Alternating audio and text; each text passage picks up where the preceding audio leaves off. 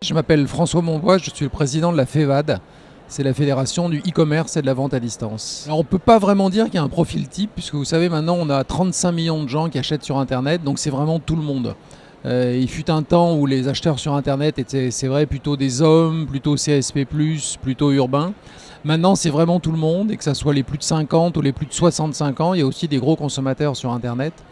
Et le chiffre qu'on a, c'est que quand on mesure le taux de gens qui ont Internet et qui achètent sur Internet, et ce taux est de 80% en moyenne sur la France, et c'est le même sur les seniors, il doit être de 78%, donc c'est pratiquement le même. Donc quand les gens ont Internet, ils achètent sur Internet. Les 4 grandes catégories de produits achetés par les seniors et par les gens, en fait, de tous âges, il n'y a pas vraiment de différence.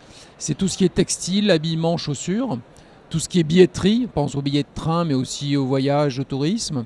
Le high-tech, les produits électroniques, et les produits culturels, au premier rang duquel les livres. On vient de faire une étude justement avec Médiamétrie sur les intentions d'achat pour Noël et quelles étaient les raisons d'acheter sur Internet par rapport à d'autres circuits.